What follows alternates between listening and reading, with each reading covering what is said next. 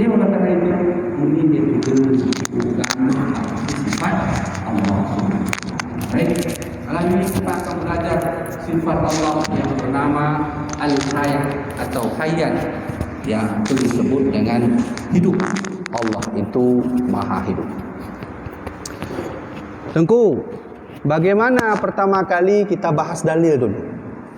Adalah apakah Allah itu hidup? Mana bukti dalilnya? Wah, banyak sekali.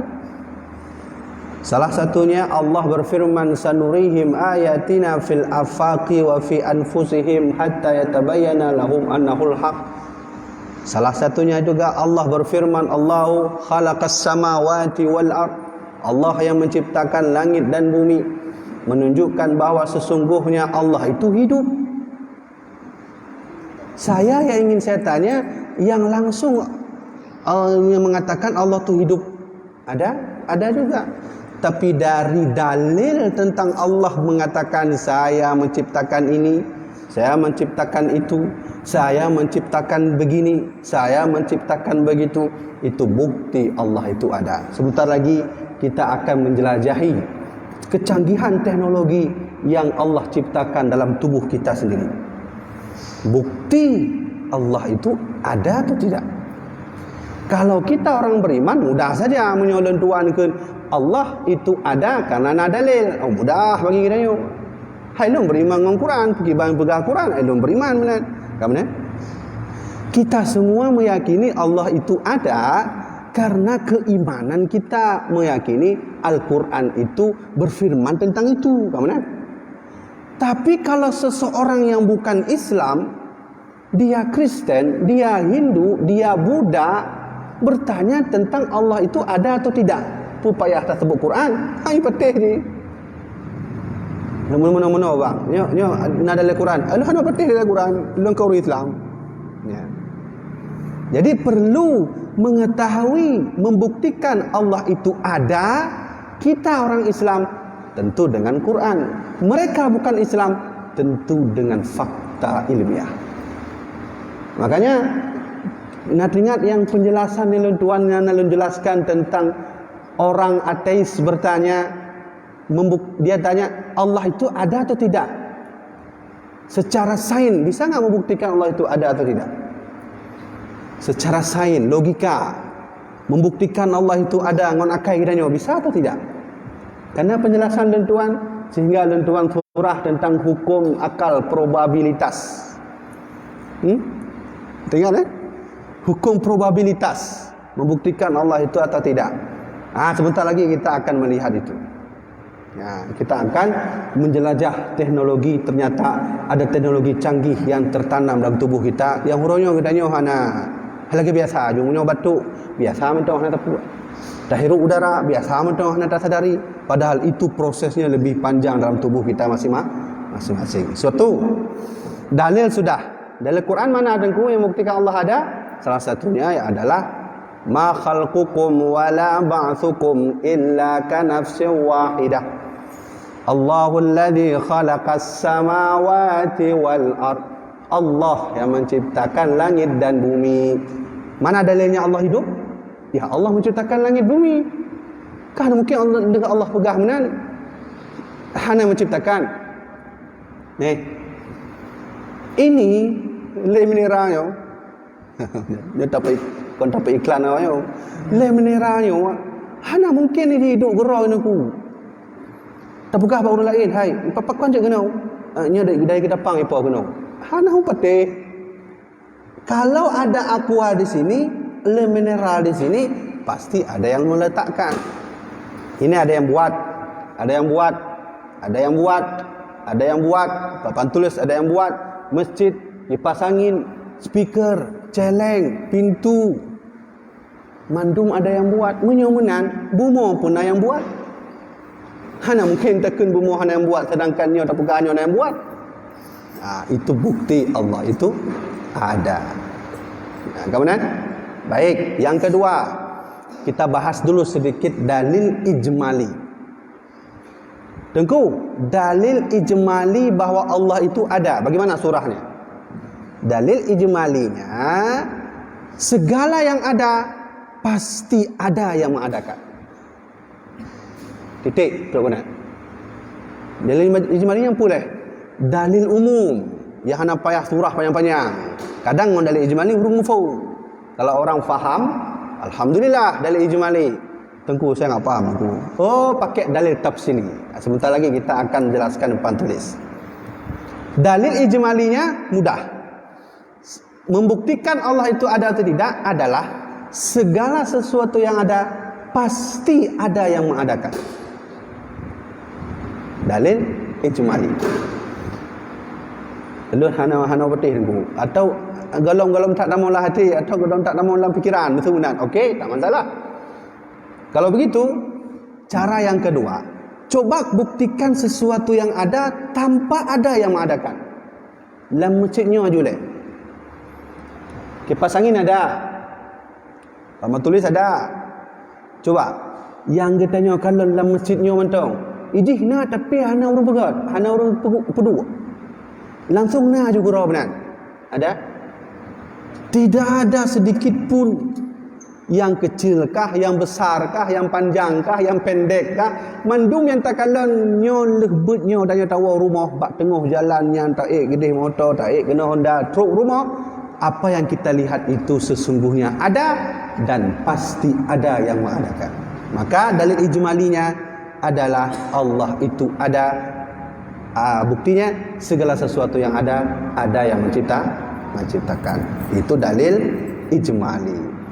Nah, sekarang barulah kita bahas dalil tafsili. Banyak sekali orang ateis mencoba menghantam Islam. Ya, hari-hari ini tuan ban baca berita benar. Salah satu imam dari New York, Amerika Serikat. Awak nanya. Jadi imam kedih lah di New York kan. Dia menitip pesan untuk warga Indonesia, jangan percaya dengan Ade Almardu. Almardu apa? Almardu. Beritanya. Pesan dari dia ini, Imam New York ini, jangan percaya sama dia. Kenapa? Karena dia adalah orang yang merusak Islam dari dalam. Wallahu alam. Hah? Orang Cina. Gimana? Orang Cina mana? Ulawiknya pandai nak iblis kajak ke urang lah. Kan? Kita tidak membahas sesatkah dia, ateiskah dia, terserah. Karena hari ini banyak sekali sekarang ada yang khawak je, ada yang betul je ke telah, ada yang telah je betul yang formulir dan yang itu. Makanya kalau baca berita, koran, majalah, yang wajib kita imani tanggal dan harga. Ya. Nyasau, dah serah roh ni, berarti puan. Yang wajib dan yang imani bak majalah korannya tanggai dengan harga betul. Yang wajib imani. Kah? Ada apa yang terjadi sehingga keluarlah statement khusus dari salah seorang imam New York, Amerika Serikat mengeluarkan pembicaraan itu bahwa jangan percaya dengan hal yang seperti itu. Tak perlu jauh-jauh lah. Kita sudah ada pengalaman di Aceh, hadirnya seorang orientalis ulung yang menghancurkan Islam Aceh dari dalam. Dialah sunuk horgonya yang menyamar diri menjadi Abdul Ghaffar tamu Islam. Tinggal orang Aceh kan Tengku Putih, karena memang orang putih awak Belanda. Orang orientalis, bagaimana dia menghancurkan Islam dari dalam? Dengan ateismenya, dengan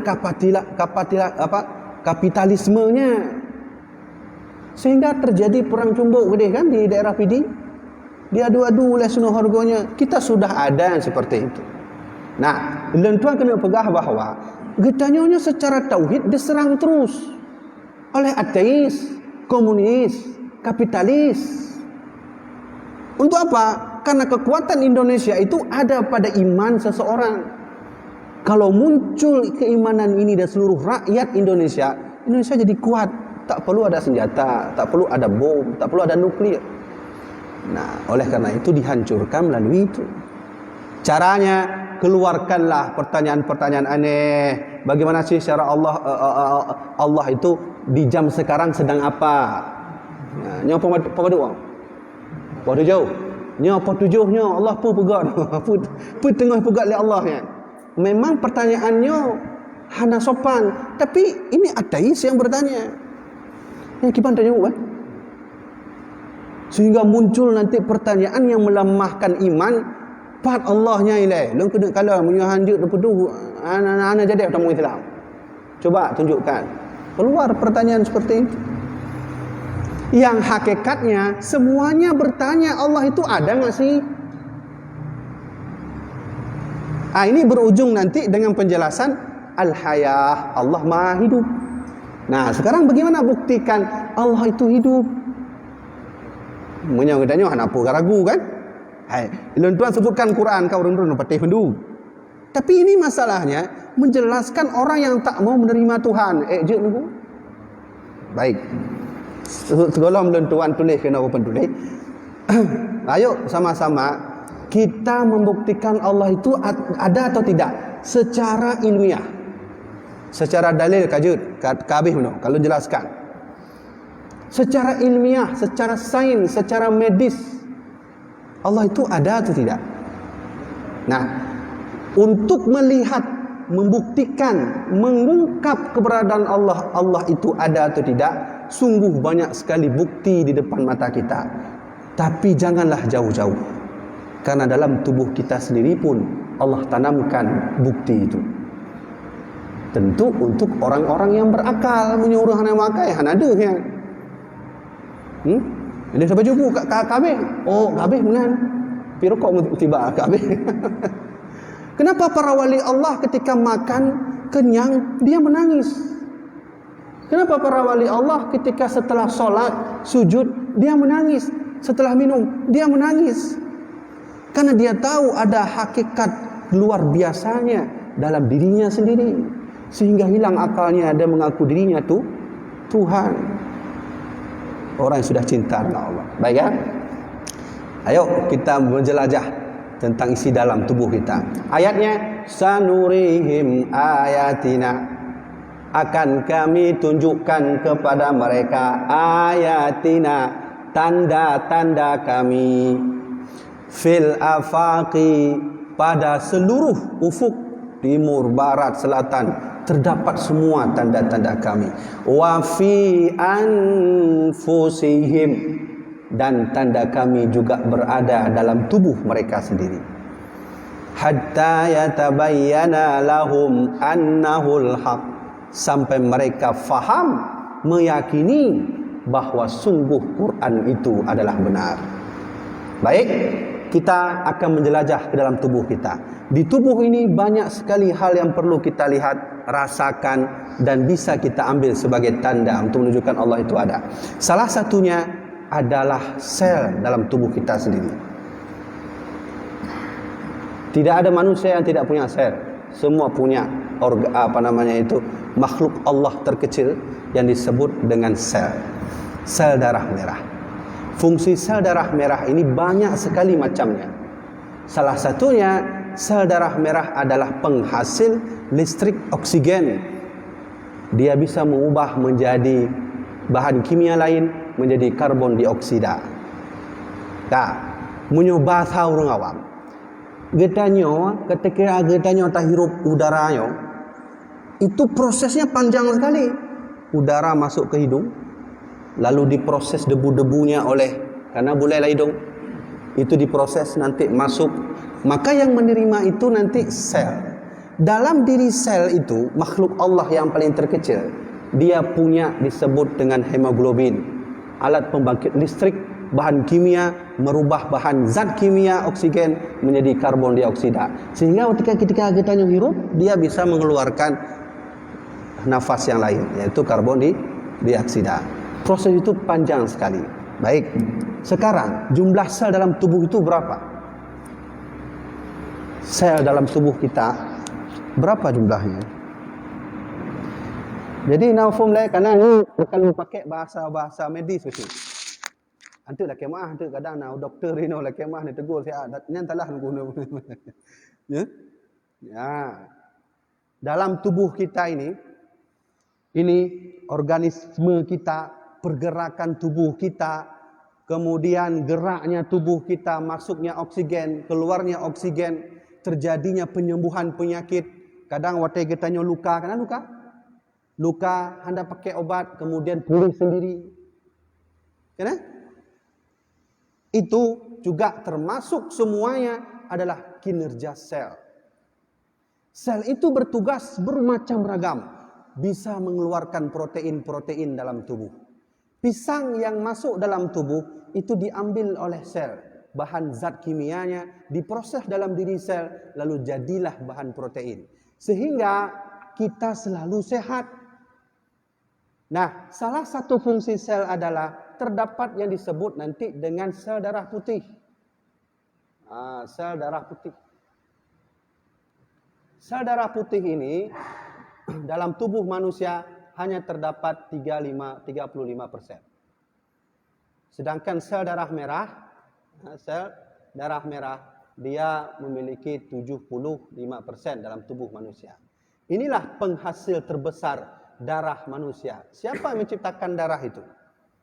Hakikatnya adalah sel darah merah. Apa fungsi sel darah putih? Sesungguhnya dialah yang akan menghancurkan kuman, virus, bahkan penyakit-penyakit dalam tubuh. Maka ji, pakang getanya munyo sakit, luka pulih kero. Dia akan memulihkan sendiri. Nah, siapa yang bekerja itu? Makhluk Allah yang paling kecil dalam tubuh kita sendiri, namanya sel darah putih.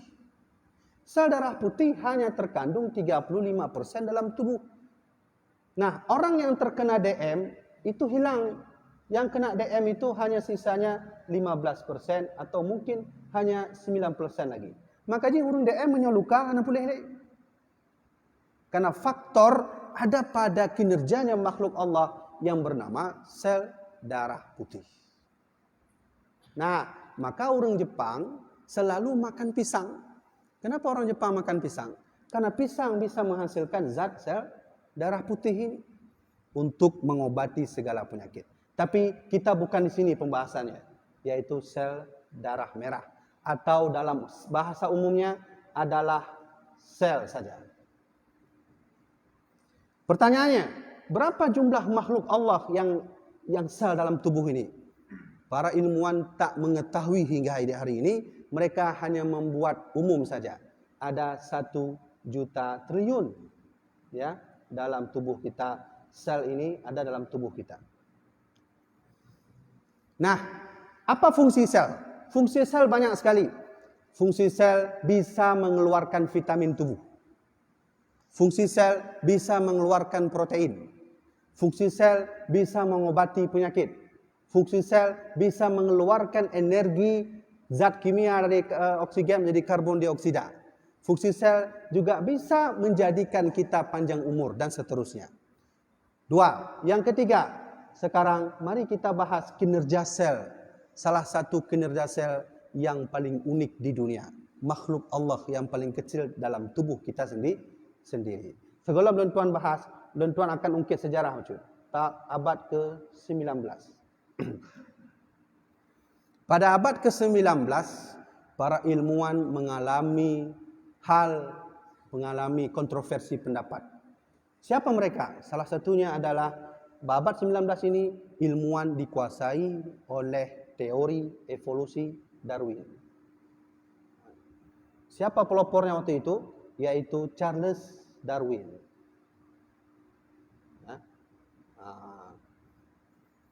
Apa yang dia katakan tentang sel? Dia mengatakan bahwa sel ini itu muncul secara tiba-tiba. Dan sel adalah gumpalan kecil dalam tubuh manusia yang tidak ada gunanya. 2. Dia mengatakan Charles Darwin bahwa sel ini itu adalah hal yang muncul tiba-tiba tanpa ada proses yang lebih panjang di dalamnya. Sehingga alhasil dia mengatakan kalau begitu sel kita dengan sel monyet itu sama. Sel manusia dengan sel monyet sama. Monyet dari kera. Kera dari mana? Dari ikan. Ikan dari mana? Dari makhluk Allah. Namanya makhluk tak bertulang belakang, invertebrata. Invertebrata dari mana?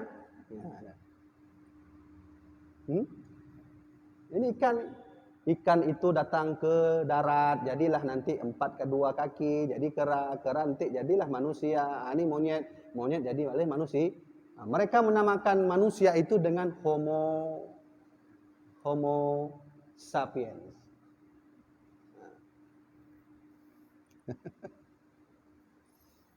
Ini adalah teori Charles Darwin yang ketika itu dianut penuh oleh para ilmuwan yang ada di Perancis, di Eropa.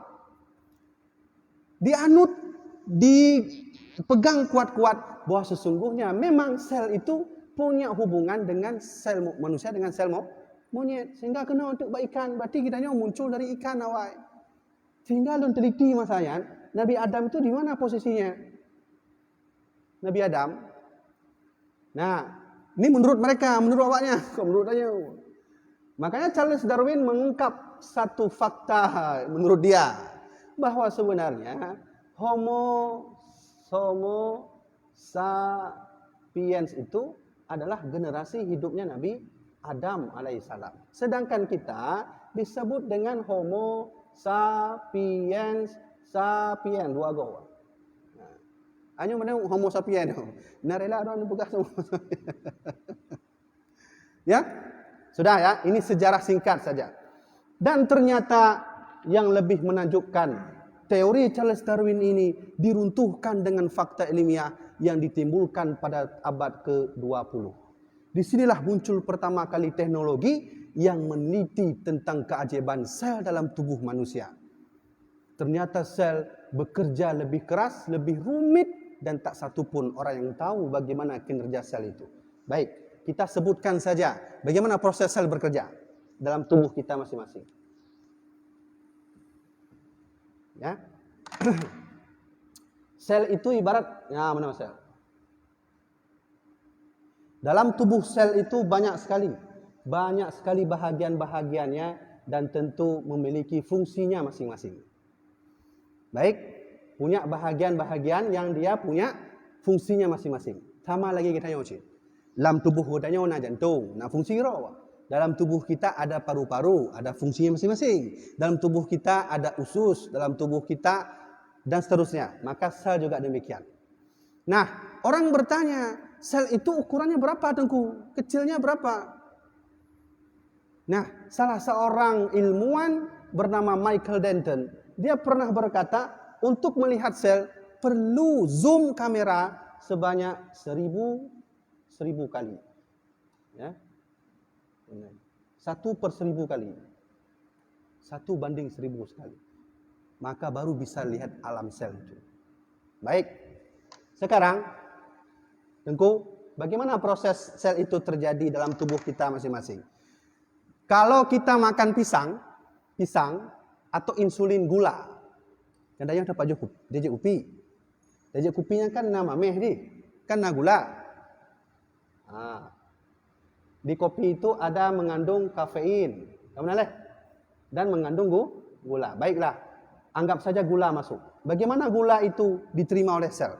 Sel akan membuka pintu khusus untuk hal yang bermanfaat bagi dirinya. Salah satunya insulin gula atau yang ada pada kopi. Masuklah gula ke dalam. Di dalam sel ada satu mesin khusus bernama enzim. Mesin khusus, tentara khusus dalam sel bernama enzim. Maka enzim inilah yang membawa gula. Dia membawa gula, apabila gula itu kadarnya 35%, maka dia akan membatasi sebanyak 15% untuk kebutuhan manusia. Selebihnya dia akan buang ke air seni kita. Kalaulah enzim itu mengambil 35%-nya, maka dia akan letakkan, misalnya perlu, tubuh kita hanya perlu 15-20-nya lagi akan dia pakai untuk yang lain, misalnya contoh, maka enzim itu akan dimasukkan ke ruang khusus dalam tubuh sel itu sendiri. Yang kena Tuhan sampaikan, menyomenan, semua yang kita makan, pisang yang kita makan, apel yang kita makan, daging yang kita makan, ayam yang kita makan, pete yang kita makan, jengkol yang kita makan, air sirup yang kita minum, kopi yang kita minum, semuanya itu ditanggung oleh sel. Di dalam sel ada satu tentara atau penjaga yang disebut dengan enzim. Nah, pertanyaannya, bagaimanakah enzim ini diciptakan oleh sel? Jadi mandum yang dapat jauh huronyo pu mantau yang dapat jauh. Apa saja itu diambil oleh sel dan sel itu punya tentara yang disebut dengan enzim. Enzim ini yang akan membawa kadar pisangnya meno, kadar kopinya tadi, kadar air sirup tadi. Makanya terkadang kenapa orang kena DM, gulanya itu tidak bisa lagi diproses oleh sel. Sehingga bala tentaranya kurang, enzimnya berkurang. Alhasil selnya rusak. Kalau satu sel rusak, maka 1 triliun yang lain akan menjadi rusak. Kalau 1 triliun sel dalam tubuh menjadi rusak, maka akan terjadi DM, sel darah putih akan mati. Baik, sekarang pertanyaannya, bala tentaranya sel itu ketika membawa kadar vitamin atau protein dari lain masuk ke sel, bagaimana sel menciptakan enzim itu? Kita bahas. Enzim itu terbuat dari hasil kerjasama antara enzim pembawa DNA dan menghasilkan enzim membawa RNA. Lu bahasnya macam medis lah mungkin ya nafu. DNA tu. Dalam tubuh kita ada DNA. Dalam tubuh kita ada RNA. Nyo kode DNA T A C pulang tu kan. Nya anu ada D masalah lu. Ini kode DNA. Nah, untuk menciptakan enzim, maka ada enzim lain yang membuat enzim bala tentara pembawa gula tadi. Enzim inilah yang bertugas untuk menciptakan DNA dari hasil RNA. Gimana cara dongku? Ada satu tentara namanya enzim khusus. Namanya messenger RNA atau lembuk singkatan MR. Ada satu enzim pencipta enzim bala tentara dalam sel namanya messenger RNA. Messenger RNA inilah yang akan membawa DNA ini. Dari mana ada DNA ini? Nanti dihasilkan dari sini, gula. Dan diambil dari tempat lain. Sehingga kode DNA ini dipecahkan menjadi 3. Ya. Siapa yang memecahkan itu? Messenger RNA. Maka ini dihilangkan, dikopi, ini dibawa. Maka inilah nanti kodenya, hanya kodenya, TACD-nya. Diciptakan oleh enzim messenger RNA. Kale, nyonafu menapu. Dan kena jelaskan bahawanya kinerja sel dalam tubuh dia. Dan setelah daripada itu, maka hasillah nanti disebut dengan protein. Protein inilah nanti yang akan dibutuhkan oleh enzim bala tentara sel. Baik, tutik sampai di situ. Hana jelaskan lebih panjang, mungkin hanafung bagiannya. Saya ingin katakan, proses kinerja yang seperti ini, kalau sel itu sama seperti kita manusia, dia bekerja hanya 1,5 detik. Setengah detik saja. Kecepatan sel menghasilkan protein, kecepatan sel menghasilkan vitamin, kecepatan sel menghasilkan enzim, bekerja kecepatannya hanya setengah detik saja. Maka para ilmuwan, salah satunya Michael Denton, dia mengatakan, kalau sel ini berbentuk seperti pabrik, maka kita akan masuk ke dalamnya berukuran sama seperti 10 kali lapangan bola. Itu bentuk ukuran sel. Saya ingin katakan kinerja yang panjang-panjang tadi, terciptanya enzim, adanya enzim bala tentara, masuknya insulin gula ke dalam sel kita, kemudian tersimpannya, terpakainya 15% dari gula, tersimpannya selebihnya, kemudian tercipta DNA, adanya RNA, itu kinerjanya hanya 1,2 detik atau setengah detik saja. Pertanyaannya, sel punyakah akal ya? Tidak. Sel punyakah mata? Tidak. Telinga? Tidak. Jantung? Tidak. Hati juga tidak. Lalu pertanyaannya, bagaimana seluruh kinerja ini benar dan dia tahu arah mana saja yang bisa dia hasilkan kinerjanya ini? Tak lain dan tak bukan, ada maha keperkasaan yang bergerak di dalam ini. Siapa itu? Allah Subhanahu wa ta'ala. Dan Tuan ulang tiga kali. Keajaiban sel dengan kinerja-kinerja tadi, adanya DNA, adanya RNA, dia akal tak ada. Dia mata tak ada, dia hidung tak ada, otak tak ada, tapi dia bisa bekerja tanpa akal, dia bisa bekerja tanpa hidung, bisa bekerja tanpa diberi oleh Allah otak. Oleh karena itu, pertanyaan besarnya, bagaimana dia bisa bekerja tanpa akal? Tak lain tak bukan, adanya Allah Subhanahu wa ta'ala. Maka Allah inilah yang menggerakkan sistem kinerja sel dalam tubuh kita. Nyo yang sebutkannya adalah sel satu saja. Pada jumlah sel dalam tubuh kita ada 1 juta triliun. Gimana nampu? Ya? Ya? Tengku, tunjuk contoh lain bentar. Singkat saja, saya berikan singkat kerana nyo Kaisha. Hanya nyo perhatikan. Jadi, ada salah satu makhluk Allah dalam tubuh kita itu bernama jantung. Apa? Orang normal kalau dia detak jantungnya 1 menit 72 kali.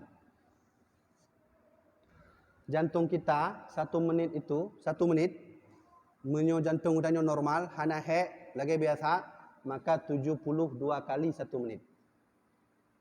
Sekarang kalau 1 jam berapa kali jantung itu berdetak? Ya, gimana?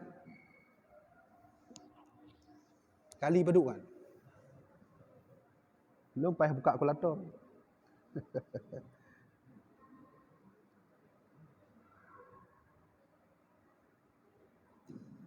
Berarti 60. 60 kali 72. Ya. 60 menit kan? Berarti jantung itu berdetak selama 1 jam adalah 4.320 kali. Gimana? Gimana? Lagi mah masalah. Sekarang, kalau 1 hari. Gimana 1 harian?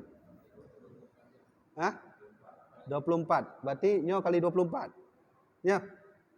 Nyo kali 24 atau nyo 24. Hah? Yang nyo. 20 kali itu lebel. Jadi put Ya 20. Put le 20 kali 20 put dah. Ya, 100 le. 680. Baik, sekarang 1 tahun. Betul? Kali le 65. Le 7 juta. Get. Le 7 juta 840 le 200. Kale, sudah.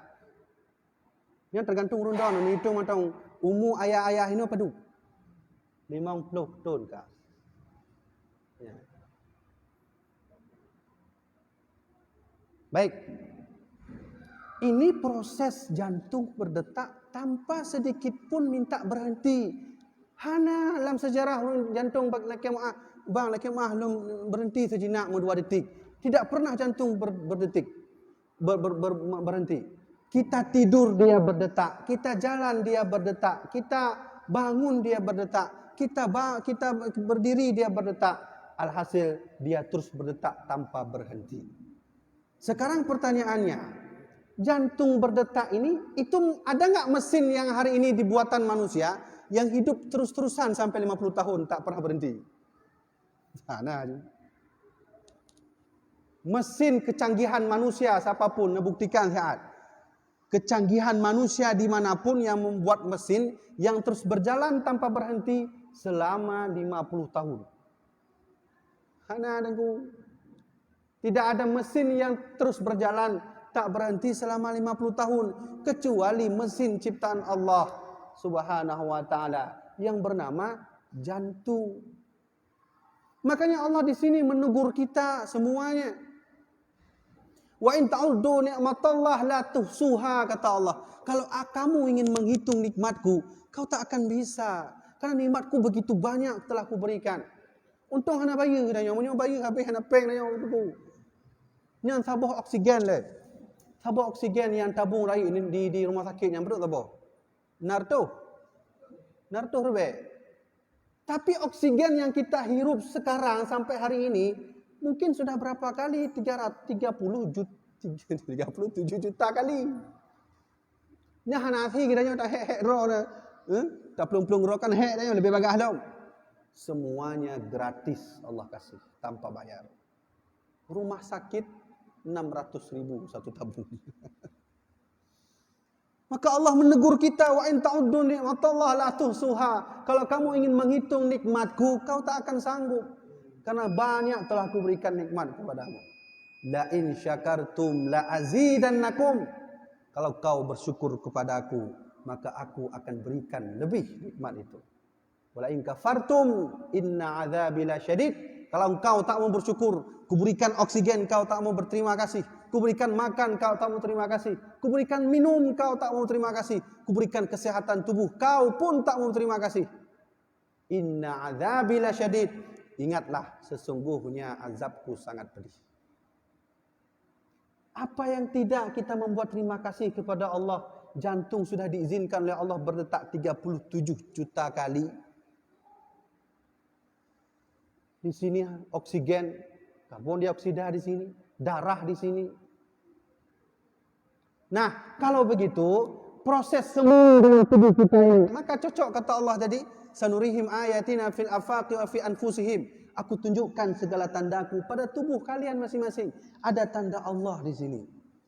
Maka oleh karena itu tubuh kita terus bergerak walau kita tertidur. Dan yang menggerakkan itu Allah Subhanahu wa taala. Maka kesimpulannya Allah itu hayah. Allah itu maha hidup. Tak mungkin jantung bisa berdetak sendiri kalau tidak ada Allah Subhanahu wa taala. Ya. Nah, inilah yang hari ini orang Eropa banyak masuk Islam. Kenapa? Mereka mau berfikir tentang keajaiban alam semesta. Alhasil mereka menemukan Allah. Salah seorang ilmuwan yang mengaku adanya Tuhan, satu-satunya Tuhan, walau dia tidak mengaku Allah, adalah Albert Einstein. Yang orangnya main tak kaluan ba toko-toko gop na foto-foto je bat sekolah-sekolahnya. Ya? Padahal ada lebih canggih dari beliau lagi. Ya? Ibn Sina lebih canggih lah.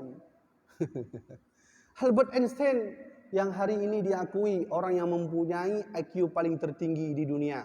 Walaupun B.J. Habibie kamu memecahkan rekor IQ tertinggi di dunia. Makanya dipakai Jerman. Dipakai Jerman oleh B.J. Habibie. Albert Einstein, dia itu orang ateis. Orang ateis. Akar ideologi ateis itu dari Charles Darwin. Dengan teorinya evolusi. Siapa lagi yang berpaham ateis? Komunisme. Partai komunis ada bertuhan, ada tengku. Itu pura-pura untuk menarik orang. Dari mana akar ateis? Dari mana akar ateis? Dari asal Charles Darwin dengan bukunya yang berjudul The Origin of Species, tentang penciptaan manusia. Ideologinya masuk ke sana. Maka Mao Tse-tung dari Cina sangat menerima ajaran ateis yang berasal dari Charles Darwin. Siapa itu? Mao Tse-tung. Dari mana dia dapat ideologi itu pertama kali? Dari salah seorang rakannya namanya Dick Sewell. Dick Sewell. Salah seorang penganut dan fanatik kepada Charles Darwin. Nah, maka muncullah ke Indonesia nanti yang disebut dengan komunisme. Ini ateis, tengku, hati-hati. Semuanya tak percaya pada Tuhan. Nah, kiranya anda tak sadari, kiranya tak mau juga ideologi. Ya, salah satu tanda katanya kamu ateis adalah memisahkan agama dengan teknologi, dengan apa lagi? Sosialisme. Punya urung pegah itu bab agama biar mereka, kalau politik sendiri. Itu adalah cikal bakal hadirnya ateis dalam tubuh dia. Karena agama tak akan terpisah kemanapun. Agama Islam tetap masuk ke dunia politik, ekonomi, sosialis, dan seterusnya. Maka Albert Einstein akhirnya dia mengakui tentang alam semesta itu tercipta dari mahakarya yang disebut oleh dirinya sebagai Tuhan. Yang disebut kita orang Islam sebagai Allah Subhanahu wa taala. Nah, tadi tu benar dah. Ya. Jadi Charles Darwin itu dari mana dia dapat ideologinya? Umumnya cukup hancur Charles Darwin. Perang dunia pertama yang mati jiwa ketika itu 30 juta jiwa manusia mati di perang dunia pertama. Perang dunia kedua bangun Hitler dari Jerman. 55 juta jiwa mati di perang dunia kedua. Kedua-duanya perang dunia pertama, perang dunia kedua itu adalah hasil ideologi ateisme, komunisme yang semuanya berasal dari satu arah, yaitu ideologi Charles Darwin dengan bukunya The Origin of Species. Dari mana Charles Darwin mengambil paham ini? Dari paham Yunani kuno. Termasuk nanti di situ ada Aristoteles. Walaupun pendapat Aristoteles bisa sebahagian kita ambil, sudah dicerna oleh Imam Al-Ghazali. Nyakunya alhamdulillah hadir Imam Ghazali. Munyo hana Imam Ghazali tengku habis filsafat katanya, relah melu. Hana le, maka filsafat bab kuliah katanya adalah hasil cernaan dari Imam Ghazali. Dilihat ini filsafat kotor, diolah oleh Imam Ghazali menjadi bersih. Dan dipelajari. Hadir nanti di situ Ibnu Arabi. Kemudian filsafat itu liar, munculnya dari Yunani kuno. Datanglah Charles Darwin, mengolahnya tanpa dicerna, diambil terus. Maka terjadilah nanti dengan teori evolusi yang diambil oleh Charles Darwin, dipakai oleh Hitler, dipakai oleh Mao Tse-tung, dipakai oleh Lenin, dipakai oleh Marxisme, dipakai oleh Stalin. Tokoh Perang Dunia Pertama, Stalin, dan seterusnya. Kah semuanya itu mereka tak percaya Tuhan. Ya sudah, kajilah tu guna. Nah, nak pertanyaan? Ada. Get, nak pertanyaan? Hai mandum ji kita tuan surah buno adalah Allah itu ada. Segala sesuatu yang ada pasti ada yang menciptakan. Benar mentong kira dia. Tak ada sesuatu yang ada kalau tidak ada yang menciptakan. Termasuk jantung dan seterusnya. Kajilah. Maka jamaah dirahmati Allah, menyuhana perayaan, hanya untuk penuh oleh sementara mudah-mudahan bermanfaat kajian dia. Nya segotik sekolah tuan tup na pertanyaan tentang hayah Allah. Kalau tak ada sudah cukup sampai sini. Mudah-mudahan menyuhana langan akang dan merumpok belum ke tangai peduk. Karena untuk baik madu dengannya, ana ceramah. Ana pun untuk engkau roja nak kirim data. Dua. InsyaAllah. Kaji terkenal jemaah dirahmati Allah. Lalu tuan laki mah mungkin ada penjelasan yang kurang dipahami. Saya tambang ke buku mana memang. Jelas dia.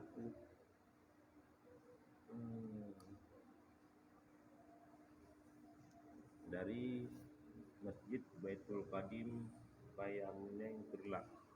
Assalamualaikum, baca pertanyaan saya. Saat manusia bergerak, misalnya ada dua manusia, yang satu manusia melakukan mungkar dan yang satunya lagi melakukan kebaikan. Namun gerak tersebut kapan terjadi? Apa pada saat manusia itu berniat akan menuju perbuatan yang dia lakukan tersebut? Dan Allah tidak wajib ada bekas. Tidak wajib ada bekas. Pertanyaannya, ketika manusia itu bergerak, kapan gerak itu terjadi? Setelah gerak itu digerakkan sehingga terjadi, atau sebelum gerak itu tapi geraknya sudah terjadi? Ini gimana? Gimana? Yang sama lagi kita nyawa. Lagi kita nyawa padan trau. Kan dia tak baju dah trau. Maunya punya anak baju kan trau. Benar. Jadi orang tanya, ada orang bertanya, kapan kenyang tu? Apakah kenyang itu hadir setelah makan atau kenyang itu hadir sebelum makan? Maka tentu kita akan menjawab kenyang itu hadir setelah makan. Baik, itu cocok, masuk ke akal. Karena itu adalah hukum syariah. Hukum syariah itu apa? Hukum adat. Adat itu apa? Kebiasaannya begitu. Tahu? Biasanya begitu. Kenyang ada setelah makan. Takut ada setelah jumpa hantu. Kemudian, ngantuk ada setelah memang tak sanggup lagi. Ngantuk. Dan seterusnya. Nah, kalau ini modelnya, maka secara hukum adat kebiasaan alam atau realitas, maka cocok masuk surahnya. Kalau begitu, gerak itu akan terjadi gerak setelah digerakkan. Mana hukumnya kan? Hukum dasari mana? Tapi bagaimana Allah? Apakah Allah akan menggerakkan setelah gerak itu terjadi? Atau Allah bisa menggerakkan sesuatu yang gerak sebelum gerak terjadi? Nampak kan? Coba, ulang tu. Gerak itu terjadi karena sudah digerakkan. Kenyang itu terjadi karena sudah makan. Kemudian, sekarang mari kita menuju ke takdir Allah, kuasa Allah, iradahnya Allah. Bisa enggak Allah menjadikan gerak sebelum gerak itu digerakkan? Tentu jawabannya bisa. Oleh karena itu, bahwa makna gerak Allah Subhanahu wa taala itu sesungguhnya bisa ada sebelum terjadinya gerak, dan setelah terjadinya gerak, dan setelah tiadanya gerak. Allah bisa masih menggerakkan itu. Bagaimana caranya? Wallahu a'lam, hanya Allah yang tahu. Benar kan? Jadi saya meyakini tengku, beriman bahwa sesungguhnya gerak itu ada setelah digerakkan. Boleh? Boleh, tak masalah. Tapi kalau kita berkeyakinan Allah itu menggerakkan setelah digerakkan, beriman hanya sebatas itu, maka iman kita belum sah tengku. Bagaimana? Hanya dapat tehlah bahawa Allah jud nupuget sabuh gerak, segala mana gerak. Yang ada yang dapat teh, Allah itu hanya bisa membuat gerak setelah gerak. Oh, yang golong sah iman berarti golong sempurna iman. Terus bagaimana? Yakinlah Allah bisa menggerakkan satu gerak sebelum terjadinya gerak. Allah bisa menggerakkan satu gerak ketika digerakkan. Allah bisa menggerakkan satu gerak setelah tak ada lagi gerak. Benar. Habis dah benar. Ya. Itu anak ufum sebenarnya. Kau nak ufum? Kenapa? Jadi menyatakan tauhid harus ditanya nunggu apa itu. Lu tanya oleh Allah apakah berat tak surah. Kalau ditanya mbak jamaah ya Allah, lu tanya ada tanya. Coba kenyang. Kenyang itu kapan dia hadir? Karena setelah makan kan benar leh. Hai logika realitas ini benar. Kan gitu. Tapi pertanyaannya mbak Allah ni, apakah Allah bisa membuat kenyang sebelum makan? Kemudian, maka kita yakini bisa. Kemudian, yang kedua, bisa enggak Allah membuat kenyang setelah makan? Tentu bisa, sudah makan. Yang ketiga, bisa enggak Allah membuat kenyang ketika tak ada makan? Bisa juga. Bisa enggak Allah membuat kenyang tanpa makan? Bisa juga. Bisa enggak Allah membuat kenyang tanpa sedikit pun makan? Juga bisa. Bagaimana caranya? Wallahu a'lam bishawab. Pertanyaan yang lainnya adalah, bisa enggak Allah membuat zat kenyang sebelum ada kenyang? Hanyalah ilmu pertanyaan. Allah bisa membuat kenyang sebelum kenyang. Begitu. memang kana tapi buat Allah. Ya, ini angkanya sebut nanti dengan suluhi qadim kan dalam kitab. Ya, suluhi qadimnya nama asli kan agak rumit macam tu. Suluhi qadim, tanjizi hadis. Aja terkenal deh. Ya. Jadi jemaah dirahmati Allah punya naufum ni tanya tu bisa jadi tak tengok ni tulis mentang tanya tiga tek masalahnya karena bab tauhidnya punya salah bab akidah laju belum. Punya salah akidah kat kafir dia. Punya bab matematika nampu 1 tambah 1 10 hana dia juga nampu walaupun salah hana dosa dia. Hana dosa dan ujian matematikanya. Jadi benar. Jadi ditanya insya-Allah dengan pertanyaan kita akan terbuka pintu jawaban, pintu arahan yang benar yang diatur oleh Allah dan Rasulullah. Jadi lakukan mudah-mudahan bermanfaat bagi lentuan kajiannya, bermanfaat bagi jamaah dirahmati Allah Subhanahu wa taala. Wallahu a'lam bissawab. Sallallahu ala sayyidina Muhammad sallallahu